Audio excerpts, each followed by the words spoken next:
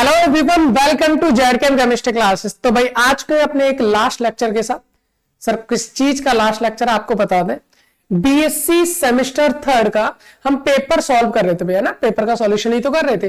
जो हमने पेपर उठाया था 2023-24 का हमारा बीएससी थर्ड सेमेस्टर का पेपर था और उसको हम सॉल्व कर रहे थे।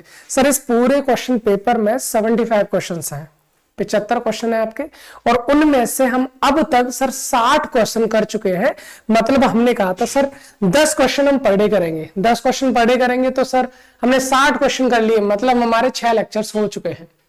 आज ये हमारा लेक्चर नंबर 7 है और इसमें हम 10 नहीं, आज हम करने वाले हैं 15 क्वेश्चन, क्योंकि जितने भी क्वेश्चन हैं आज की क्लास में हम बिल्कुल कवर करने वाले हैं। एक बार फिर से आपको बता दिया जाए भाई, हमारे पास 8 टॉपिक हैं आपके पास। इन 8 टॉपिक से रिलेटेड हमने क्वेश्चंस को सॉल्व किया है। अब जो भी क्वेश्चंस हमारे पास 15 यानी कि 15 क्वेश्चन जो भी बचे हैं उन्हें हम आज की क्लास में कवर कर लेते हैं। चलिए फिर टाइम वेस्ट नहीं करते, आपके एग्जाम्स आ चुके हैं किसी के, और किसी के चल रहे हैं, किसी के आने वाले हैं। तो चलिए बस एग्जाम पॉइंट ऑफ व्यू से करते हैं किस तरह से क्वेश्चंस को अटेम्प्ट करना है और किस तरह से उनको सॉल्व करना है। वैसे तो हम बहुत सारे कंसेप्ट, बहुत सारी चीजों को क्लासेस में बता चुके हैं। अगर आपने क्लास कर रखी है तो बहुत अच्छी बात है, अगर नहीं की है ना तो भाई कर लीजिए। फिलहाल मैं आपकी जानकारी के लिए बता दूं, आज की डेट तक chemical kinetics, chemical equilibrium, phase equilibrium, उसके साथ coordination chemistry, theories of coordination chemistry, sir ये 5 यूनिट बीएससी थर्ड सेमेस्टर से हम कर चुके हैं अब तक। बाकी अदर यूनिट्स नहीं हो पाएंगे, लेकिन उनसे रिलेटेड जितने भी क्वेश्चंस आए हैं या जितने भी क्वेश्चंस आने वाले हैं, सबका कॉन्सेप्ट हम क्वेश्चन सॉल्व करते साथ समझते हुए जा रहे हैं, सीखते हुए जा रहे हैं। तो उसमें भी कोई हमारे साथ प्रॉब्लम नहीं होनी चाहिए, कोई प्रॉब्लम हमें उसके साथ नहीं होनी चाहिए। चलिए फिर एक काम करते हैं, स्टार्ट करते हैं अपने क्वेश्चंस। भाई हमारे क्वेश्चंस हो चुके हैं सर 60 क्वेश्चन, मतलब 60 क्वेश्चन हो चुके हैं, और हमें आगे इसके आगे जो भी है 61 से लेकर 75 तक के क्वेश्चंस को करना है। सर ये लास्ट क्वेश्चन था जो लास्ट क्लास में हमने किए थे। अभी आ गया हमारा क्वेश्चन नंबर 61। चलिए फिर स्टार्ट करते हैं भाई अपने क्वेश्चन के साथ। जो भी हमारा पहला क्वेश्चन है, देखिए भाई क्या क्वेश्चन कह रहा है। अभी तक हमने देखा नहीं, बट अब देखने की कोशिश करते हैं क्या दे रखा है। चलिए भाई क्वेश्चन क्या है, TiH2O का होल 6 3 पॉजिटिव, टाइटेनियम का एक कॉम्प्लेक्स है, ठीक है, उसमें 3 पॉजिटिव दे रखा है। So the absorption maximum band, absorption maximum band आपको देखिए, ऑब्जर्व दैट, देखो जब एब्जॉर्प्शन स्पेक्ट्रा होता है तो वहां पर हमारी क्या आती है, पीक आती है। क्या आती है, पीक। तो उसे हम एब्जॉर्प्शन बैंड की बात करें तो वो पीक जो आती है इस कॉम्प्लेक्स की, वो 20,300 सेंटीमीटर इनवर्स पर आती है। कोई प्रॉब्लम नहीं सर, 20,300 सेंटीमीटर इनवर्स पर आती है। And also absorption maximum has the shoulder peak, और साथ ही साथ शोल्डर पीक आ रही है हमारी 17,400 सेंटीमीटर इनवर्स पर। क्यों आ रही है सर? 4 ऑप्शन दे रखे हैं, इन चारों में से हम आपको बता लेते हैं। वैसे तो इसका आंसर इतना सिंपल है, इतना आसान है कि अगर शोल्डर पीक का नाम सुनते ही हमारे दिमाग में तुरंत वो आंसर आना चाहिए। वो क्या आंसर आना चाहिए वो बताएंगे, फिलहाल के लिए इधर सुन लीजिए। पहले ऑप्शंस को देखो, transition of electron from T2G to EG, क्या T2G से EG में इलेक्ट्रॉन जाता है, उसकी वजह से शोल्डर पीक आती है। दूसरा, जॉन टेलर डिस्टॉर्शन की वजह से शोल्डर पीक आती है, या transition of electron from EG to T2G, क्या EG से T2G में इलेक्ट्रॉन जाएगा तो शोल्डर पीक आएगी। तो मैं आपको बता दूं भाई, जो शोल्डर पीक ये आती है ना, ये शोल्डर पीक हमारी जॉन टेलर डिस्टॉर्शन की वजह से आती है। जॉन टेलर डिस्टॉर्शन की वजह से आती है। सर ऐसा क्यों होता है, जॉन टेलर डिस्टॉर्शन की वजह से क्यों आती है, इसका हम रीजन समझ लेते हैं। भाई हमने जॉन टेलर डिस्टॉर्शन जाना था, बिल्कुल जाना था। अगर हम बात करें पहले तो इसको देखो, क्या था हमारा TiH2O का होल 6। सर यहां पर देखना एक बार, TiH2O का होल 6 के बारे में बात करना है, ठीक है कर लीजिए सर। TiH2O का होल 6, TiH2O का होल 6, अगर हम यहां पर बात करें इसके ऊपर कितना प्लस दे रखा है, 3 पॉजिटिव है। देखो वाटर तो न्यूट्रल होता है, बिल्कुल सही बात है सर। ये 3 पॉजिटिव किस पर आएगा, टाइटेनियम पर आएगा। अगर हम बात करें टाइटेनियम की, टाइटेनियम का एटॉमिक नंबर कितना होता है भाई, स्कैंडियम टाइटेनियम सर 22 होता है। और जब इसका इलेक्ट्रॉनिक कॉन्फ़िगरेशन हम करते हैं आर्गन, उसके बाद क्या आता है हमारा 4s2 और 3d2। सर ये इसका इलेक्ट्रॉनिक कॉन्फ़िगरेशन है, ठीक है। जब इस पर 3 पॉजिटिव है सर, 3 पॉजिटिव का मतलब यहां से 3 इलेक्ट्रॉन निकल जाएंगे, बिल्कुल 2 इलेक्ट्रॉन 4s से जाएंगे, एक 3d से जाएगा, तो बचेगा क्या हमारा 3d1। इसका मतलब सर d1 आ रहा है, क्या d1 में JTD मतलब जॉन टेलर डिस्टॉर्शन होता है? हम कहेंगे बिल्कुल होता है, हम कहेंगे बिल्कुल होता है। आपने भाई जॉन टेलर डिस्टॉर्शन पढ़ा था और हमने पढ़ा था इसमें जॉन टेलर डिस्टॉर्शन क्या होता है। एक बार जॉन टेलर डिस्टॉर्शन को आपको दिखाने की कोशिश करें आपको, चलो एक बार देखो हमने जो पढ़ा था वहां पर जॉन टेलर डिस्टॉर्शन में हमने क्या पढ़ा था, देखिए तो मैं इसलिए लेके आया हूं, देखो इस तरह से, क्योंकि TiS2 को होल 6 है, मतलब कोऑर्डिनेशन नंबर 6 है, और कोऑर्डिनेशन नंबर 6 में ऑक्टाहेड्रल ज्योमेट्री होती है। ऑक्टाहेड्रल ज्योमेट्री अगर परफेक्ट ऑक्टाहेड्रल चाहिए, सारे के सारे बॉन्ड क्या होने चाहिए, सेम होने चाहिए, हमने ये जाना था। और सर अगर हमारे बॉन्ड सेम नहीं है तो कोई ना कोई तो डिस्टॉर्शन हो रहा है ना, और वो डिस्टॉर्शन मोस्टली कहां होता है, जॉन टेलर डिस्टॉर्शन होता है। सर जॉन टेलर डिस्टॉर्शन क्या होता है, हमने जाना था डी ऑर्बिटल्स होती हैं, 2 सेट्स में डिवाइडेड होती हैं, 2 सेट्स में स्प्लिट हो जाती है, एक होता है T2G सेट और दूसरा होता है EG सेट। अगर सर ये दोनों ऑर्बिटल्स की बात करें, अगर ये हमारे सिमेट्रिक फील्ड होती है तो JTD नहीं होगा, और अनसिमेट्रिक फील्ड है तो JTD होगा। सिमेट्रिक का मतलब है समान रूप से वेरी होनी चाहिए। जितनी भी ऑर्बिटल, मान लीजिए 3 ऑर्बिटल है, या तो तीनों पे 1-1 इलेक्ट्रॉन हो या तीनों पे 2-2 इलेक्ट्रॉन हो। अगर ऐसा है तो उसमें JTD नहीं होगा। अगर ऐसा नहीं है, मतलब अनसिमेट्रिकल फील्ड है, तो वहां पर JTD होने वाला है। और मैंने बहुत सारी पॉसिबिलिटी आपको दिखाई थी, जैसे कि D1 है भाई 1 इलेक्ट्रॉन भर गया, ये तो खाली रह गया ना, तो अनसिमेट्रिकल फील्ड है, अनसिमेट्रिकल फील्ड है तो जॉन टेलर डिस्टॉर्शन यहां पर होगा। ये हमने बहुत ही इंपॉर्टेंट तरीके से, बहुत ही अच्छे से मैनर में क्लास में पढ़ा था। अगर आपने नहीं देखी तो जाकर देख लीजिए भाई, जॉन टेलर डिस्टॉर्शन की क्लास पूरा का पूरा, मतलब जितनी भी यूनिट हमने पढ़ी है बहुत बेहतरीन तरीके से पढ़ रखी है भाई। चलिए तो फिर इसका आंसर आपको समझ में आ गया होगा।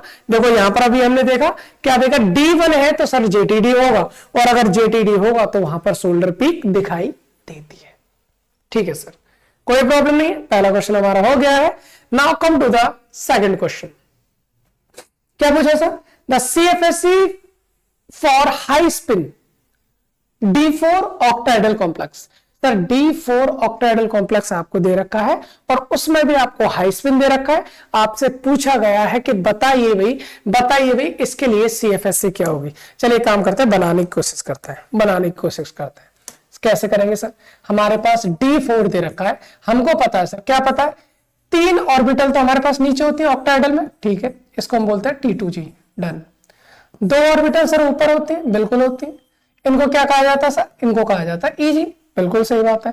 और हमने ये जाना था बीच में होता है हमारे पास बैरी सेंटर। क्या होता है भाई, हमारे पास होता है सर बैरी सेंटर, और अगर हमारे पास बैरी सेंटर होता है तो बैरी सेंटर से नीचे की साइड, मतलब T2G की साइड, हमारे पास 0.4 डेल्टा O का डिफरेंस होता है, जिसको आप 4DQ भी बोल सकते हो। बिल्कुल सही बात है सर। ऊपर EG की साइड जो डिफरेंस होता है वो होता है 0.6 डेल्टा O का डिफरेंस होता है, जिसको आप क्या कह सकते हो भाई, जिसको आप 6DQ भी बोल सकते हो। सर हमने ना एक फॉर्मूला पढ़ा था, किसका पढ़ा था, CFSE का। अगर आपको CFSE निकालना है तो आपको करना क्या पड़ेगा भाई, जितने इलेक्ट्रॉन T2G में आएंगे, या फिर एक काम करो, कितना कम हो रहा है भाई, 0.4, माइनस लगाओ, माइनस का मतलब कम हो रहा है, 0.4 इंटू इलेक्ट्रॉन ऑफ T2G। भाई T2G में जितने इलेक्ट्रॉन आ रहे हैं उनको माइनस का 0.4 से मल्टीप्लाई करो, ठीक है, प्लस 0.6 बढ़ रहा है ना, बिल्कुल, तो 0.6 को मल्टीप्लाई कर दीजिए इलेक्ट्रॉन ऑफ किसके, EG के इलेक्ट्रॉन के साथ, into delta O plus MP। M क्या था, extra pair of electron. Sir इसमें कितना कहा है हमसे, 4 इलेक्ट्रॉन की कह रहा है, कितनी कह रहा है भाई, 4 इलेक्ट्रॉन की कह रहा है। और उसमें भी हमसे बोला गया हाई स्पिन। क्या बोला गया, हाई स्पिन क्या होता है सर, 4 इलेक्ट्रॉन बनने, 1 2 3 4 यानी चौथा जो इलेक्ट्रॉन है या तो वो ऊपर जाए या फिर नीचे। अगर हाई स्पिन बोलना है तो ऊपर भेजो, लो स्पिन बोलना है तो वापस से पेड करा दो। उससे क्या सर हाई स्पिन तो ऊपर जाएगा, ऊपर जाएगा तो इसके केस में अगर हम CFS निकालेंगे सर ये हो जाएगा -0.4, ठीक है, इंटू इलेक्ट्रॉन ऑफ T2 में कितने इलेक्ट्रॉन है सर 3 है, प्लस 0.6 इंटू सर EG में कितने इलेक्ट्रॉन है सर 1 है, 1 इंटू डेल्टा O, ठीक है सर, प्लस MP, M की वैल्यू 0 हो जाएगी, M की वैल्यू 0, M का मतलब होता है एक्स्ट्रा पेयर ऑफ इलेक्ट्रॉन। जब हमारे पास D4 था 1 2 3 4 5 होती ना, 1 2 3 4, अभी यहां पर कोई भी पेड इलेक्ट्रॉन नहीं है, ना ही बाद में कोई पेड इलेक्ट्रॉन हुआ, तो एक्स्ट्रा पेयर ऑफ इलेक्ट्रॉन 0 है, मतलब M की वैल्यू 0, तो 0 इंटू P 0 ही हो जाना है। जब इसको सॉल्व करेंगे 4 3 12 या 6, आंसर आ जाएगा माइनस का 0.6 डेल्टा O, ये आ जाएगी हमारे पास CFS। T4 हाई स्पिन के लिए जरा देख लो भाई, ऐसा कोई ऑप्शन है कि नहीं। अच्छा, उसने हमें डेल्टा O में दिया ही आंसर, किसमें दिया DQ, और हम जानते हैं डेल्टा और DQ में क्या अंतर है, 10 से मल्टीप्लाई कर दो। जब आप इसको 10 से मल्टीप्लाई करोगे तो इसको आप ऐसे लिख सकते हो, इसको हम -6 DQ बोल सकते हैं। क्या बोल सकते हैं भाई, -6 DQ। तो आंसर कौन सा हो जाएगा भाई, आंसर अपने पास अब आपको दिख गया होगा, इसमें आंसर में कोई प्रॉब्लम नहीं होनी चाहिए। क्या आंसर हो गया भाई, हमारे पास आंसर हो जाएगा -6 DQ, option A। I hope बहुत सिंपल सा, बहुत आसान सा क्वेश्चन था, इसमें कोई प्रॉब्लम नहीं होनी चाहिए। और इन चीजों को हम भर भर के बहुत सारा सीखे हैं भाई, इनमें कोई भी प्रॉब्लम नहीं होनी चाहिए, क्योंकि बहुत सारा टाइम हमने इन टॉपिक्स को दिया था और अच्छे से कवर किया था। अगर आपने नहीं देखा तो जाकर देख लीजिए भाई। अगला क्या भाई, which one of the following complex ion has A shape different from others. इनमें से किसकी शेप डिफरेंट है, किसकी शेप डिफरेंट है। वैसे तो मैंने आपको इनको शेप निकालने के लिए बहुत सारी ट्रिक्स बताई थी, बहुत सारे ट्रिक्स का हमने यूज किया था, और उसके अलावा हमने इनको मेथड्स के साथ भी यूज किया था। देखो मैं आपको मेथड दिखाने की कोशिश करूं, हमने जो मेथड एक्चुअल में इसके सीखे थे वो मेथड कौन से सीखे थे। देखो हमने मेथड ये सीखे थे, आपको दिखाने की कोशिश करता हूं। जब हम हाइब्रिडाइजेशन सीख रहे थे तो हमने ये कहा था, देखो एक चीज देखो यहाँ पर, क्या देखना है सर, यहाँ पर अगर आप देखोगे तो देखो यहाँ पर NiCl4 है, NH3 का 4 है, CuCN4 है, ZnNH3 का होल 4 है, मतलब कोऑर्डिनेशन नंबर 4 है। सर कोऑर्डिनेशन नंबर 4 में हमारी दो टाइप की ज्योमेट्री होती है, एक हमने टेट्राहेड्रल बताई थी, दूसरी हमने स्क्वायर प्लेनर बताई थी। जब हम क्लास में पढ़ रहे थे तब की कहानी है ये, तभी ये PPT है भाई, जो हमने क्लास में पढ़ा था वही दिखाने की कोशिश कर रहा हूं। हमने पढ़ा था जब कोऑर्डिनेशन नंबर हमारे पास 4 होता है, दो टाइप की ज्योमेट्री प्रदर्शित करते हैं। अब उनमें से इस तरह से हमने जाना था, जो भी कंपाउंड होता है पहले उसका इलेक्ट्रॉनिक कॉन्फिगरेशन लिखते हैं, फिर देखते हैं कि लिगेंड हमारा स्ट्रॉन्ग फील्ड लिगेंड है या वीक फील्ड लिगेंड है। स्ट्रॉन्ग होता है पेयरिंग करते हैं, वीक होता है तो पेयरिंग नहीं करते। उसके बाद लास्ट में उसका हाइब्रिडेशन क्या होता है, उसकी ज्योमेट्री क्या होती है, वो लो स्पिन होता है या हाई स्पिन होता है, डायमैग्नेटिक होता है, पैरामैग्नेटिक, सारी की सारी प्रॉपर्टीज हमने जानी थी जब हमने यूनिट नंबर 7 आई थिंक जब स्टार्ट की थी। तो उस वक्त ये सारी की सारी शुरुआत में इतनी सारी चीजें हमने जान ली थी, है ना। तो हमसे क्वेश्चन पूछा गया कि बताइए भाई इनमें से किसकी शेप डिफरेंट है। आई थिंक NiCl4, CuNH3 का होल 4, ये तो हमने किया भी था, ये तो हमने किया था।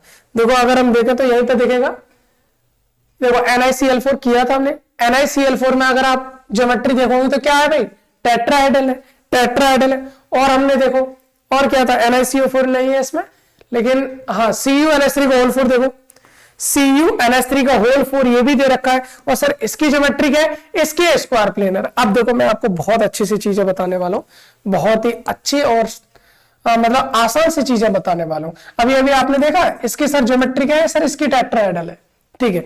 इसकी भी निकाली हुई हमने Cu की, इसकी क्या है सर, स्क्वायर प्लेनर है। इसने कहा है कि किसकी अलग है ये बतानी है, इन दोनों की तो आपस में अलग है।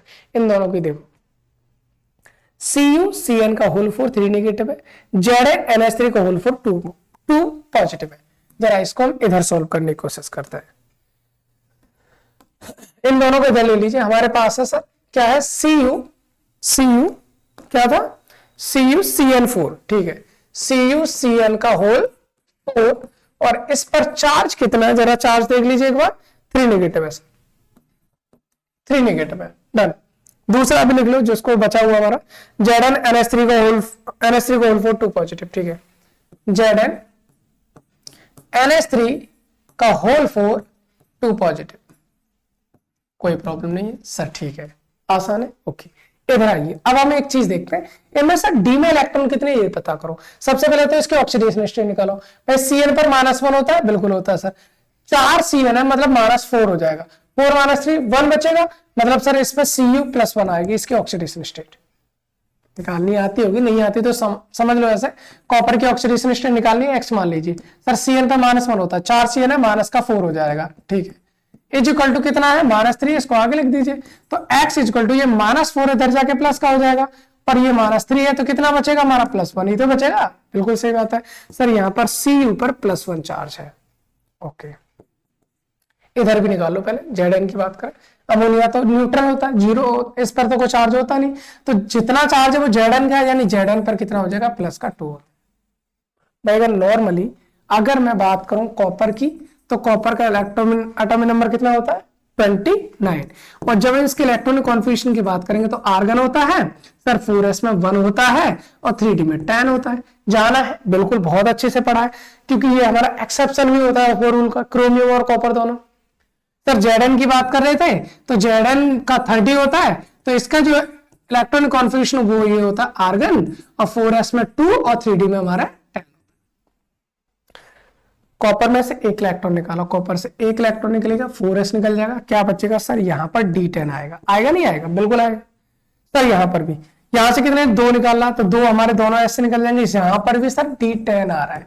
अब यहां से एक चीज लॉजिक निकाल लो सर, D10 आ रहा है मतलब D तो सर फुल फिल्ड है, और जब फुल फिल्ड है क्या वो हाइब्रिडाइजेशन में पार्टिसिपेट करेगी, हम कहेंगे सर बिल्कुल नहीं करेगी, और नहीं करेगी तो इसका हाइब्रिडाइजेशन हमारा जब आप निकालोगे तो sp3 पाओगे, इसका हाइब्रिडाइजेशन जब आप निकालोगे तो sp3 पाओगे, और sp3 हाइब्रिडाइजेशन होता तो ज्योमेट्री हो जाती है टेट्राहेड्रल। मतलब हमने बहुत अच्छे से जान रखा था, हमने बहुत अच्छे से जान रखा था सर, क्या जान रखा था, जरा देखिए इसको, जरा देखिए इसको, क्या जाना भाई, अभी अभी हमने क्या देखा था, जब हम NiCl4 का करते हैं तो ज्योमेट्री आती है टेट्राहेड्रल, CuNH3 का होल 4 का करते हैं तो ज्योमेट्री आती है स्क्वायर प्लेनर, और अगर हमने यहां देखा D10 है, ये भी D10 है सर, पार्टिसिपेट तो D करना ही नहीं है, तो ये भी टेट्राहेड्रल और ये भी टेट्राहेड्रल। आपसे क्या पूछा है, कौन सा कंपाउंड ऐसा है जिसकी बाकियों से ज्योमेट्री अलग है, चेंज है, तो वो हमारा एक ही ऑप्शन है, that is the option B, that is the option number B. I hope इतनी बात भी समझ में आ गई होगी, आसान सा क्वेश्चन था। चलिए फिर अगला क्वेश्चन करते हैं अब हम, क्वेश्चन नंबर 64। क्वेश्चन नंबर 6 लो, इसी से रिलेटेड एक और क्वेश्चन आ गया, क्या पूछा भाई, which of the following is paramagnetic, इनमें से कौन सा पैरामैग्नेटिक है। सब पैरामैग्नेटिक का मतलब, डायमैग्नेटिक का मतलब क्या था, अगर हमारे पास जो ऑर्बिटल्स में इलेक्ट्रॉन होते हैं, अगर इलेक्ट्रॉन पेयर्ड है तो डायमैग्नेटिक, और अनपेयर्ड है तो पैरामैग्नेटिक। सर इनका तो स्ट्रक्चर हम पहले भी बना चुके हैं, इनका तो स्ट्रक्चर हम पहले भी बना चुके हैं, जरा देखना सर, किसका किसका एक बार देखो। NiCO का होल 4 बनाया था हमने, बिल्कुल बनाया था, NiCO का होल 4 हमने बनाया था, NiCO का होल 4 ये मिल गया। सर इसका जब हमने कंप्लीट करते हैं, क्या यहां पर आपको कोई अनपेयर्ड इलेक्ट्रॉन दिख रहा है, नहीं दिख रहा, नहीं दिख रहा, तो सर क्या है हमारा ये डायमैग्नेटिक, तो ये हमारा तो डायमैग्नेटिक हो जाएगा सर, ये हमारा क्या हो जाएगा डायमैग्नेटिक। इसने क्या पूछा है, हमसे पूछा कौन सा पैरामैग्नेटिक होगा, सर NiCO4 तो नहीं होना, क्योंकि ये डायमैग्नेटिक, इसमें सारे के सारे इलेक्ट्रॉन पेयर्ड है। NiCl4 सबसे पहले किया था सर, NiCl4 हमने सबसे पहले किया था, NiCl4 ये रहा देखो, NiCl4 ये भी डायमैग्नेटिक है, क्योंकि यहां पर भी कोई इलेक्ट्रॉन हमारे अनपेयर्ड नहीं है सर, ये भी डायमैग्नेटिक है, ये भी डाया, ये भी डाया।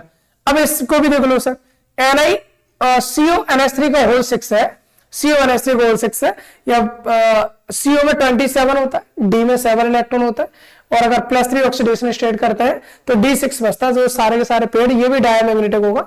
इसका भी हमने कर रखा है, उसको भी देख लेते हैं, चलो एक बार यहां पर अगर हम देखते हैं NiCO का होल, एक मिनट, हमने किया था अभी अभी,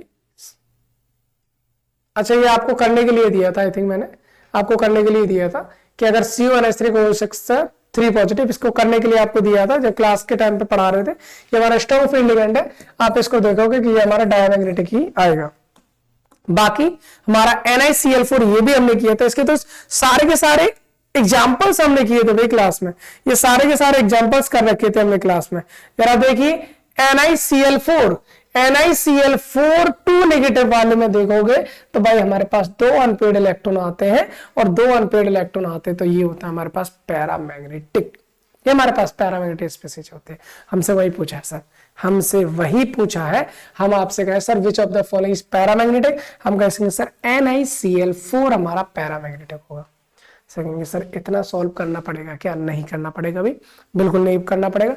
आपको बस एक चीज देखनी है, अगर हमारे पास स्ट्रॉन्ग फील्ड लिगेंड होते हैं तो वो क्या करेंगे? पेयरिंग करेंगे, और पेयरिंग करेंगे तो पेयर होंगे, पेयर होंगे तो डायमैग्नेटिक, अगर हमारे इवन नंबर ऑफ इलेक्ट्रॉन्स हैं तो। लेकिन अगर आपके पास में क्या है, आपके पास में स्ट्रॉन्ग फील्ड लिगेंड नहीं, वीक फील्ड लिगेंड है लाइक Cl, तो ये पेयरिंग तो करेंगे नहीं, और पेयरिंग नहीं करेंगे तो डेफिनेटली पैरामैग्नेटिक होने। तो वैसे भी देखकर हम आराम से ऑप्शन डी को करेक्ट बोल सकते थे। क्वेश्चन करते हैं 65। Which one is correct order of increasing ligand field strength? ligand field strength का सबसे अच्छा और सही ऑर्डर क्या है भाई? इसका ऑर्डर जानने के लिए हमने अपनी उस प्लेलिस्ट में, पूरी सीरीज में हमने 2 बार इसको जाना था। हमने कितनी बार जाना था भाई? 2 बार। और उस सीरीज का नाम हमने बोला था क्या? Spectrochemical series. क्या नाम बोला था भाई? Spectrochemical series. और स्पेक्ट्रोकेमिकल सीरीज में CO भाई साहब सबसे आगे थे, उसके बाद Cl नहीं आ सकता आगे, Cl तो सबसे लास्ट में ही आना है, H2 और OH। Option B is the right answer. इसका ऑप्शन बी हमारा सब सही आंसर होगा, क्योंकि CO हमारा स्ट्रॉन्ग फील्ड लिगेंड है, Cl हमारा वीक फील्ड लिगेंड है। OH और H2 में H2 की स्ट्रेंथ OH माइनस से ज्यादा होती है, इसलिए ऑप्शन बी हमारा सही होगा। इस चीज को आप चेक कर सकते हैं, किसमें चेक कर सकते हैं भाई? इसको आप चेक कर सकते हैं स्पेक्ट्रोकेमिकल सीरीज में, इसको आप चेक कर सकते हैं स्पेक्ट्रोकेमिकल सीरीज में। तो आपको दिखाने की कोशिश करते हैं, स्पेक्ट्रोकेमिकल सीरीज हमने बनाई थी यहीं पर, ये रही। देखिए स्पेक्ट्रोकेमिकल सीरीज, सबसे स्ट्रॉन्ग फील्ड लिगेंड हमारा CO हो गया, उसके बाद आप जाओगे OH H2 मिल जाएगा, उसके बाद OH मिल जाएगा, और Cl हमारा बहुत बाद में है। तो ये आपको 4 लिगेंड आपको दे रखे थे, और उसमें पूछा था अरेंजमेंट बताइए स्ट्रेंथ का कौन सा सही है। आई होप क्वेश्चन आपको समझ में आ गया होगा, आंसर भी सिंपल था, कोई प्रॉब्लम है नहीं।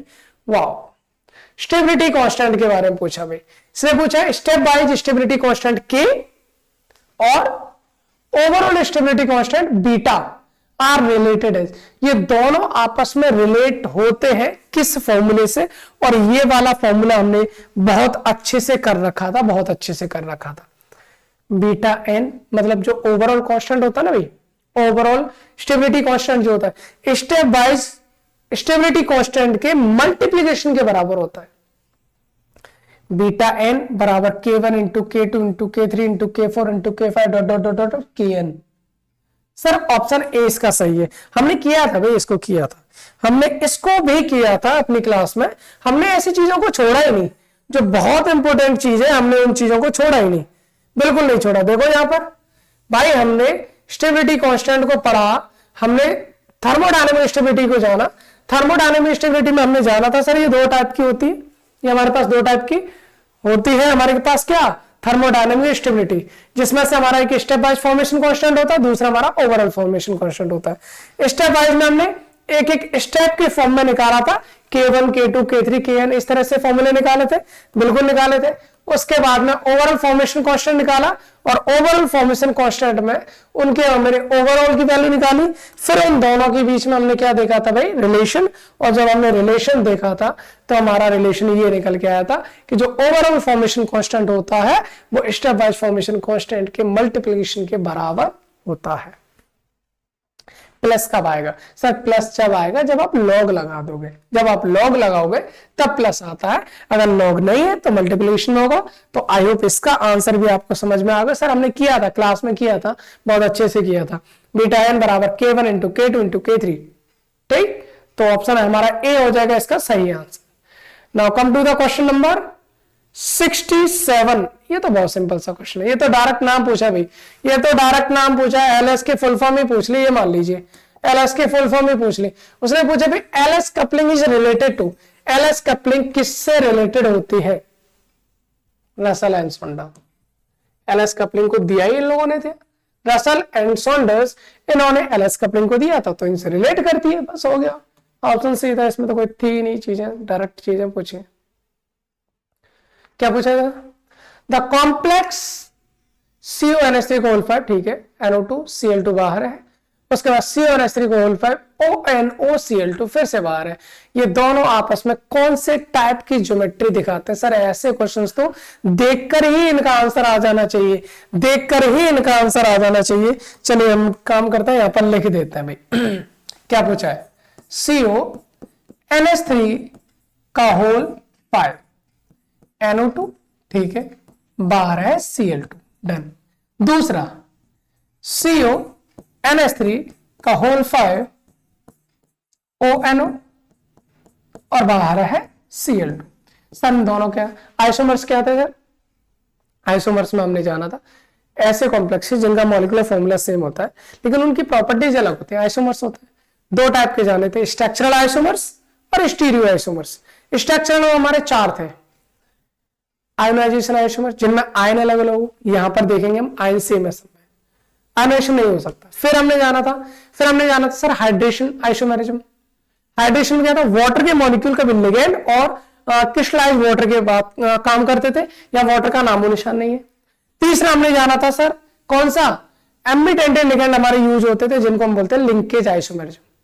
लिंकेज आइसोमेरिज्म क्या था? मॉलिक्यूलर फॉर्मूला सेम है लेकिन उनमें जो लिगेंड है वो किस एटम से जाकर जुड़ा हुआ, वो किससे ज्यादा लिंक है, उससे रिलेटेड उन टाइप के हम लिगेंड्स को कहते थे एम्बिडेंटेड लिगेंड। जैसे Cn- है, Nc- है,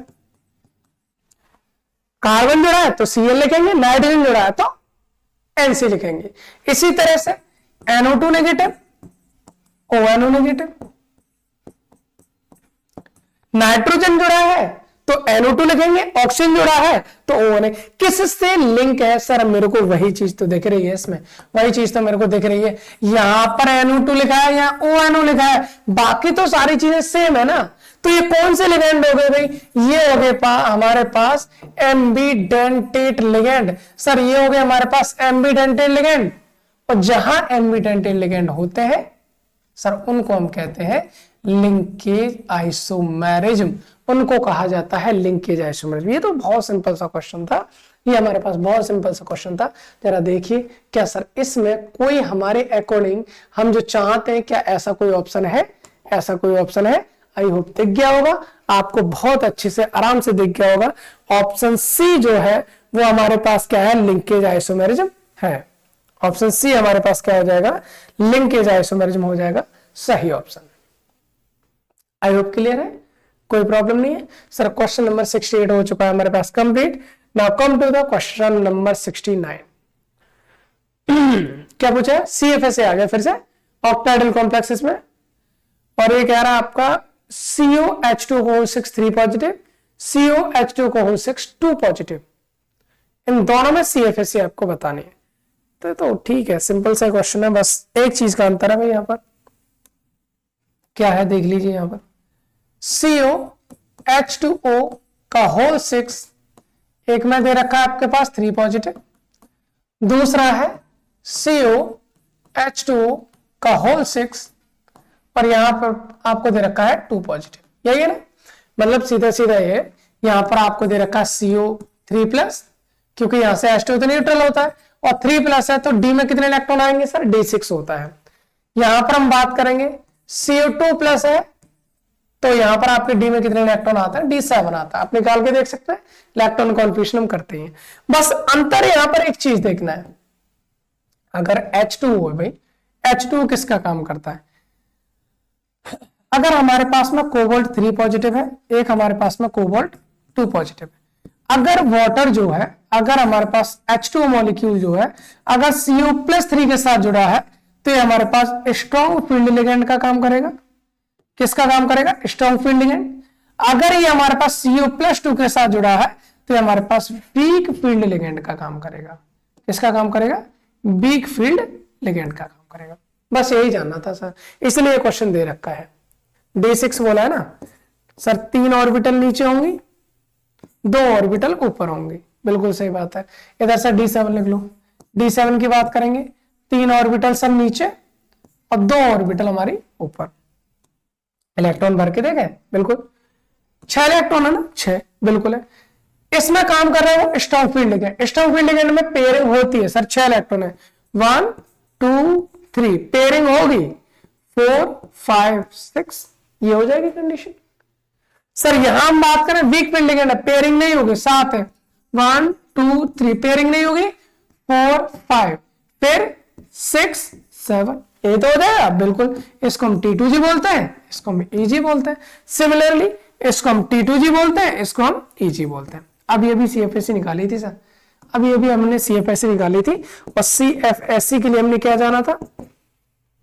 CFSE के लिए हमने जाना था सर जितना इसमें कितना कम होता है 0.4, तो -0.4 इंटू इलेक्ट्रॉन ऑफ T2G। कितने इलेक्ट्रॉन में T2G में? 6 है सर, 6 हो गया। प्लस EG में तो इलेक्ट्रॉन 0, तो वो टोटल 0 हो जाना है। प्लस MP, M का मतलब क्या? Extra paired electron. Sir D6 की अगर हम बात करें 1 2 3 4 5 होते, 1 2 3 4 5 और 6। यहां पर आप देखोगे एक इलेक्ट्रॉन पेयर्ड है, एक पेयर्ड इलेक्ट्रॉन है बिल्कुल। यहां पर कितने? 1 2 3 पेयर्ड है। एक्स्ट्रा कितने हुए सर? 2, तो यहां पर आप 2p कर देंगे, तो ये CFSE आ जाएगी हमारी D6 लो स्पिन की। D7 की देख लीजिए। अच्छा इसको सॉल्व नहीं किया, 6 4 जा 24, तो -2.4 डेल्टा O प्लस 2p, ये हमारी CFSE हो जाएगी। किसकी? COH2 3 पॉजिटिव की। इसकी भी निकालो सर, CFSE हम इसकी निकालेंगे। CFSE कितना कम हो रहा है? -0.4 इंटू इलेक्ट्रॉन कितने हैं? 5 प्लस इधर कितना है? 0.6 इंटू इलेक्ट्रॉन कितने हैं? 2 इंटू डेल्टा O। M की वैल्यू 0 आएगी तो उसको 0 कर दो, क्योंकि एक्स्ट्रा पेयर्ड इलेक्ट्रॉन यहां पर आपको देखने को नहीं मिलेगी। हाई स्पिन में कभी एक्स्ट्रा पेयर्ड इलेक्ट्रॉन होते नहीं, हमेशा लो स्पिन में ही आता है। ठीक है, तो यहां देखेंगे आप 4 5 20, यहां से कितना हो जाएगा? 12, मतलब 0.8 डेल्टा O आ जाना है CFSE। -2.4 0.8 देख लीजिए कौन सा ऑप्शन है। -2.4 एंड 0.8 डेल्टा O। -2.4 ये रहा, पहला ही ऑप्शन है ना। माइनस का 2.4 डेल्टा O, माइनस का 2.4 डेल्टा O और माइनस का 0.8 डेल्टा O। ऑप्शन ए सही है। इसने बोला के साथ सी भी सही। यहां पर 8 DQ दे रखा है, लेकिन ये हाँ DQ में अगर आपका 24 DQ होना चाहिए, तो ये ऑप्शन गलत हो जाएगा। ऑप्शन ए हमारा क्या होगा? सही आंसर होगा। ठीक है, ओके चलिए सर, ये तो सिंपल वही हमारी था और हमने बहुत सारी CFSE निकाली थी, इसमें कोई प्रॉब्लम नहीं है। तो हमारे पास क्वेश्चन नंबर 69 हो चुका है कंप्लीट। नाउ अगला क्वेश्चन है हमारे पास क्वेश्चन नंबर 17 और 70 नहीं 70। कौन सा क्वेश्चन है हमारा? देख लेते हैं क्या कह रहा है हमारा। Which of the following statement is true for the paramagnetic transitional metal complexes. कौन सा आपका पैरामैग्नेटिक के लिए सही स्टेटमेंट है, ये देखना है। They have all paired electron. पागल हो गए सर, अगर पेयर्ड इलेक्ट्रॉन हो जाएंगे सारे के सारे तो वो तो डायमैग्नेटिक हो जाएगा। पैरा कहां से रहेगा? बिल्कुल सही है, गलत हो गया पहला। तो कह रहा they are attracted by the magnetic field. सही बात है, जो मैग्नेटिक फील्ड की ओर अट्रैक्ट होता है पैरामैग्नेटिक, और जो रिपेल होता है डायमैग्नेटिक। तो ऑप्शन तो हमारा बी हो गया सही भाई। ऑप्शन तो अपना बी सही हो गया, क्योंकि वो सही कह रहा है ना, अगर मैग्नेटिक फील्ड की ओर अट्रैक्ट होंगे, अगर मैग्नेटिक फील्ड की ओर अट्रैक्ट होंगे तो पैरामैग्नेटिक ही होंगे। बाकी अगर आप ऑप्शन पढ़ना चाहो तो पढ़ के देख लीजिए। तो high spin electron configuration, no high spin हम बोल नहीं सकते, they are not executed by magnetic field. तो ऑप्शन हमारा बी सही है। फालतू क्यों दिमाग मारना। चलिए क्वेश्चन नंबर 71 पे आ जाइए। Laporte selection rule predict that transitions between states of different parity are. एक चीज जान लो भाई, लेपोटे सिलेक्शन रूल जो होता है वो ये कहता है डेल्टा एल की वैल्यू आपकी +-1 होनी चाहिए। डेल्टा एल की वैल्यू +-1 होनी चाहिए। एस से पी में जा सकता है, पी से डी में जा सकता है, डी से एफ में जा सकता है, या उल्टा कर सकते हो, एफ से डी में जा सकता है, डी से पी में जा सकता है और पी से एस में जा सकता है। अगली बात एक और, ये हमारे सारे अलाउड है, ये सारे ट्रांजिशन हमारे क्या है, अलाउड है। लेकिन एस से इलेक्ट्रॉन एस में कभी नहीं जाएगा, पी से पी में नहीं जाएगा, डी से डी में नहीं जाएगा, एफ से एफ में नहीं जाएगा। अगली बात, एस से डी में नहीं जाएगा, एस से पी में जा सकता है, +-1 का अंतर होना चाहिए। एस से एफ में नहीं जाएगा।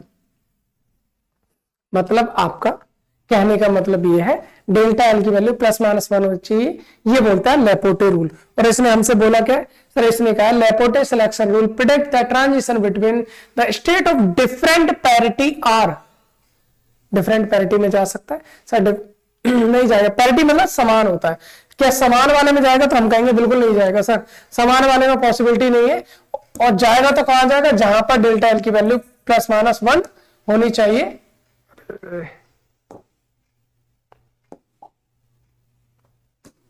+-1 होनी चाहिए, तो ऑप्शन हमारा इसका बी हो जाएगा, फॉरबिडन। ठीक है, नहीं जाएगा वो। अगला क्वेश्चन करते हैं भाई। Which of the following has magnetic moment 5.92 Bohr magneton? इनमें से किसका जो है हमारा जो मैग्नेटिक मोमेंट है 5.92 बोहर मैग्नेटोन होगा? ये बहुत आसान सा क्वेश्चन है। ऑप्शन देख लो पहले, Fe+2, Na+2, Fe+3, Ti+2। लिखना है ना, इधर लिख लो, Fe+2, Na+2 और क्या था, Fe+2, Na+2, Fe+3, Ti+2। ठीक है, Fe+3 और Ti+2। सर सबका आपको एटॉमिक नंबर पता होगा, सबका इलेक्ट्रॉन्स कितने कितने आने ये भी पता होगा, निकाल चुके हैं पहले बार, कई बार निकाल चुके हैं। Fe+2 मतलब D6 होता है, Na+2 मतलब D8 होता है, Fe+3 मतलब D5 हो जाना है, और Ti+2 मतलब Ct मतलब 2 होता है, तो हमारा D2 हो जाना है। ठीक है, ओके सर। इसमें अगर हम देखें, सब में ऑर्बिटल्स बना लो और उनमें इलेक्ट्रॉन फिलअप करने की कोशिश करते हैं। ठीक है, अगर हम इनमें इलेक्ट्रॉन्स को भरेंगे, तो वहां से हमें पता चल जाएगा कि मैग्नेटिक मोमेंट को हम कैसे निकाल सकते हैं। ठीक है, आगे देख लीजिए, यहां पर इस तरह से हमने ले लिया, इलेक्ट्रॉन भरो सर। 6 इलेक्ट्रॉन है, 1 2 3 4 5 6, 8 है, 1 2 3 4 5 6 7 8, 5 है, 1 2 3 4 5, 2 है, 1 2। अनपेड इलेक्ट्रॉन कितने ये पता करना। अगर हमें मैग्नेटिक मोमेंट निकालना, भाई मैग्नेटिक मोमेंट किसका निकालेंगे, मैग्नेटिक मोमेंट मतलब कितना पैरामैग्नेटिक, कैसे पता चलेगा, जितने ज्यादा अनपेड उतना ज्यादा पैरामैग्नेटिक। अनपेड इलेक्ट्रॉन कितने सर, अनपेड मतलब अकेले 1 2 3 4 है सर, एन की वैल्यू यहां से 4 आ जानी है, यहां पर कितने 2, एन की वैल्यू यहां से 2 आ जानी है, यहां कितने 5, एन की वैल्यू यहां से 5 आ जानी है, यहां पर कि 2 है, एन की वैल्यू यहां से 2 आनी, तो जाहिर सी बात है ये तो होना ही नहीं, क्योंकि 2 ऑप्शन तो हो नहीं सकते। बिल्कुल, आप 4 और 5 को एक बार चेक करके देख लीजिए। हमारे पास होता है सर फॉर्मूला, कौन सा, मैग्नेटिक मोमेंट निकालने का फॉर्मूला ये होता है, μ √NN+2, NN+2, यही तो होता है। बिल्कुल, μ अगर मैं n की वैल्यू रख दूं भाई 4, तो कितना हो जाएगा, ये हो जाएगा 4+2 √4 इंटू 4+2 कितना हो जाएगा 6, बिल्कुल √24 हो जाएगा। अब एक चीज देखो भाई, √25 की वैल्यू होती है 5, तो √24 की वैल्यू 5 से कम आएगी ना, वो एक्चुअल में 4.89 आती है। कितनी आती है, 4.89 आती है। और आपसे कितना पूछा है, आपसे पूछा है सर 5.92, तो सर ये तो नहीं होना, चलिए काम करते हैं, हम n की वैल्यू को 5 रख के देखते हैं। 5 भी तो निकल के आया ना, बिल्कुल, तो ये हो जाएगा रूट कितना 5+2, बिल्कुल सही बात है सर। रूट 5 इंटू 5 प्लस 2 कितना हो जाएगा 7, 5 7 जा 35। बिल्कुल एक चीज देखो, रूट 36 की वैल्यू 6 होती है, सबको पता है सर। रूट 35 की जो वैल्यू है वो जाहिर सी बात है 6 से कम होगी, 5 पॉइंट समथिंग हुई, 5.91 या 92 इसकी जो करेक्ट आंसर वो आता है। इसका मतलब जिसमें डी एन की वैल्यू 5 है वो आपका आंसर सही होगा, और एन की वैल्यू 5 किसमें है हमारी, एन की वैल्यू 5 है हमारा सर Fe+3 में। तो हमारा ऑप्शन कौन सा सही हो जाएगा, ऑप्शन कौन सा सही हो जाएगा Fe+3, हमारा ऑप्शन सही हो जाएगा Fe+3। आई होप आंसर आपको समझ में आया होगा, इसमें कोई प्रॉब्लम होगी नहीं, क्योंकि ये भी हमारे एक आसान प्रकार का क्वेश्चन ही था। अगला क्वेश्चन आता भी हमारे पास, और ये तो बहुत ही सिंपल सा क्वेश्चन है, क्योंकि ये तो डायरेक्ट थ्योरी से पूछा गया है, ये तो डायरेक्ट थ्योरी से पूछा गया है, और वो भी थ्योरी कौन सी, क्रिस्टल फील्ड थ्योरी, जिसको हम CFT कहते हैं, जिसको हम क्या कहते हैं भाई, CFT। उसने कहा है the nature of metal ligand bond कौन सा होता है सर, हमने सीधे सीधे कहा था, CFT ने कहा था मेटल के पास पॉजिटिव चार्ज होना चाहिए, लिगेंड के पास पॉइंट नेगेटिव चार्ज होना चाहिए। मेटल के पास पॉजिटिव और लिगेंड के पास पॉइंट नेगेटिव, नेगेटिव पॉजिटिव के बीच कौन सा बॉन्ड बनता है, आयोनिक, प्योरली आयोनिक, 100% आयोनिक होना चाहिए। तो प्योरली आयोनिक ऑप्शन सी हमारा जो है वो सही आंसर हो जाएगा।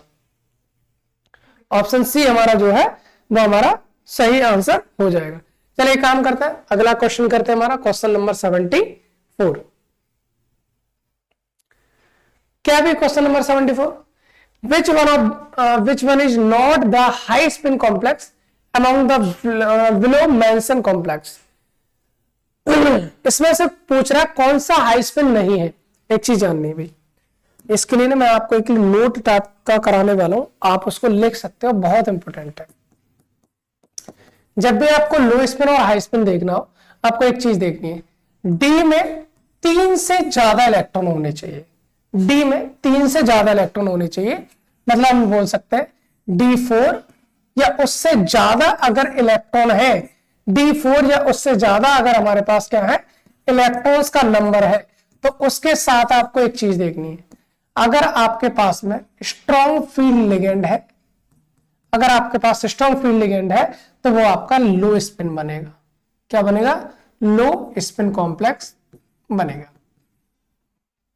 अगर आपके पास क्या है, आपके पास वीक फील्ड लिगेंड है, तो आपके पास क्या बनेगा, वो हाई स्पिन कॉम्प्लेक्स बनेगा, हाई स्पिन कॉम्प्लेक्स बनेगा। इसके अलावा एक और चीज, अगर 3 इलेक्ट्रॉन है या इससे कम है, 3 या इससे कम इलेक्ट्रॉन्स है, तो उसके केस में चाहे तुम्हारे पास स्ट्रॉन्ग फील्ड लिगेंड हो, चाहे तुम्हारे पास वीक फील्ड लिगेंड हो, इन दोनों के केस में ही वो रहेगा आपका हाई स्पिन ही, वहां पर लो स्पिन नहीं कहेंगे, क्योंकि वहां पर कोई भी पेयरिंग नहीं होती है, वहां कोई भी पेयरिंग नहीं होती है। सब नहीं होती है तो जरा देख लेते हैं एक बार कि हमारी जो कंडीशन है वो किसके साथ मैच कर रही है। 3, अगर 3 इलेक्ट्रॉन, तो वहां तो सर हाई स्पिन है ही है।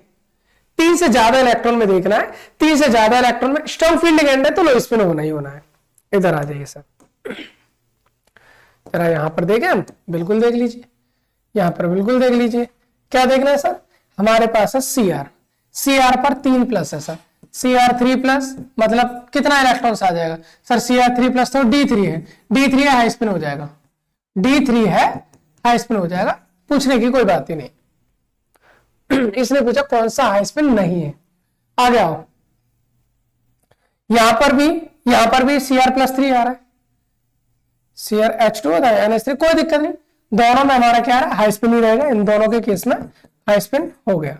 ठीक है, आ गई FeH2 होगा होल 6। सर Fe में कितने इलेक्ट्रॉन है, यहाँ पर Fe में जो हमारे पास इलेक्ट्रॉन है वो है D5 इलेक्ट्रॉन है, लेकिन H2 तो सर क्या है हमारा, वीक फील्ड लिगेंड है, वीक फील्ड लिगेंड है, तो ये भी हाई स्पिन होगा, ये भी हाई स्पिन होगा। स्ट्रॉन्ग वाले में तो क्या होगा, हमारा लो स्पिन होगा, लेकिन NO2 जो है वो आपका स्ट्रॉन्ग फील्ड लिगेंड होने की वजह से यहां पर आपका जो कॉम्प्लेक्स है वो बन जाएगा लो स्पिन। इसने पूछा कौन सा हाई स्पिन नहीं है, तो ऑप्शन डी हमारा हो जाएगा सही आंसर। सर ऑप्शन डी हमारा हाई स्पिन नहीं होगा। Done, okay. Now come to the हमारा इस पेपर का सबसे लास्ट क्वेश्चन है, सबसे अंतिम क्वेश्चन है। आई होप आपको ये पूरा का पूरा पेपर अच्छे से समझ में भी आया होगा, इसमें कोई प्रॉब्लम नहीं है। चलिए अपना लास्ट क्वेश्चन देख लेते हैं। अरे वाह सबसे लास्ट क्वेश्चन है, लेकिन बहुत आसान क्वेश्चन है, डायरेक्ट आपसे पूछा गया हाइब्रिडाइजेशन से। Which kind of hybridization is present in square planar complex? अभी अभी बताया था स्क्वायर प्लेनर है, तो हमारा हाइब्रिडेशन हो जाता है DsP2, हाइब्रिडेशन हो जाता है DsP2। तो आई होप जितने भी क्वेश्चन हमने किए हैं उनका कंसेप्ट आपको बिल्कुल समझ में आया होगा। 2023-2024 का क्वेश्चन पेपर मैं सॉल्व करा चुका हूं। आपको अगर ये मेथड सही लगा क्वेश्चन सॉल्व कराने का तो बहुत बहुत धन्यवाद। आपको एक ही काम करना है, मैंने आपको पहले से बोलता चला आ रहा हूं, बस आपको लेक्चर शेयर करना है। जो लोग पढ़ रहे हैं इस वक्त उनको बताओ, और जो लोग आने वाले हैं जिनको पढ़ना है ये सब, उनको भी आप प्रेफरेंस दें। उनको आप बोलें कि भाई इस चैनल से आप पढ़ाई कर सकते हैं, क्योंकि फ्री ऑफ कॉस्ट सारी की सारी आपके लिए तो बहुत सारी मेहनत करने के लिए तैयार हूं मैं, और कर भी रहा हूं। तो बस आपको, अगर आप देखेंगे नहीं तो फिर मेरे मेहनत का कोई फायदा नहीं रहेगा ना। तो इसलिए आप देखो, एंजॉय करो, सबको दिखाओ, सबके लिए पहुंचाइए, जहां तक हो सकता है वहां तक लेक्चर को शेयर करिए। अगर इससे रिलेटेड कोई भी आपको प्रॉब्लम आती है तो आप कमेंट कर सकते हैं, तो मैं उन प्रॉब्लम्स का सॉल्यूशन आपको जरूर दूंगा। बाकी टेलीग्राम लिंक मैंने डिस्क्रिप्शन में डाल देता हूँ, तो वहां पर आप ज्वाइन करके टेलीग्राम पर पहुंच जाइए। वहां पर जितनी भी अपडेट होती है या फिर जो भी हमारे लेक्चर हम डालते हैं उनकी सारे के सारा जो अपडेट है वहां पर हम प्रोवाइड कर देते हैं, ठीक है ना। बाकी ये जो पेपर है इसकी पीडीएफ मैं आपको वहां पर डाल दूंगा, अगर आपको नहीं मिला है तो एक साथ पूरा का पूरा पेपर वहां पर आपको मिल जाएगा, ठीक है। चलिए फिर मिलते हैं अगले लेक्चर में। और हाँ, एक और चीज, थर्ड सेमेस्टर के बाद, अब थर्ड सेमेस्टर का ये आप एग्जाम की प्रिपरेशन कर सकते हैं। ऑल द बेस्ट सभी को, जिसका एग्जाम रह गए और जिनका हो गया बहुत अच्छी बात है।